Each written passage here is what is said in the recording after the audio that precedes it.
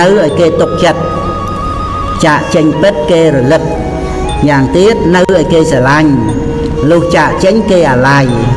កូននៅក្នុងទីណានៅជាមួយនរណាធ្វើការងារកន្លែងណាធ្វើជាមួយនរណាយូរឬក៏មិនយូរក៏ដោយ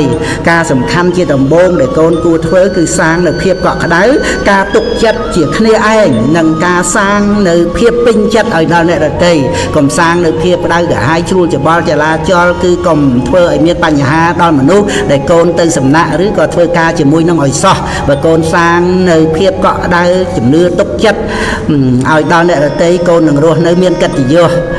ណាមានច្រើនសត្វតែជាអ្នកស្រឡាញ់ចូលចិត្តសម្បូរមិត្តខ្សត់សត្រូវទុយមកវិញបើកូនសាងបញ្ហាគឺការក្តៅក្រហាយឲ្យដល់គេ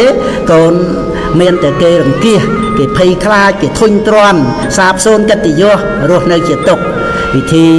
សាងនៅភាពកក់ក្តៅការពេញចិត្តនិងការទុកចិត្តនោះគឺថាចេះលះបង់មិនឃើញតែពីខ្លួនឯងនិយាយស្ដីឲ្យល្អចេះជួយទុក្ខតរៈអ្នកដទៃជាគ្នាឯងជាមួយនឹងមនុស្សគ្រប់គ្នាមានកិរិយាមារយាទរៀបសាររៀបរយឆ្លូតបូតត្រឹមត្រូវមិនប្រកាន់ខ្លួននិងមិនអួតខ្លួនគឺជាការរក្សាជានិច្ចនៃសម្បត្តិល្អរបស់មនុស្ស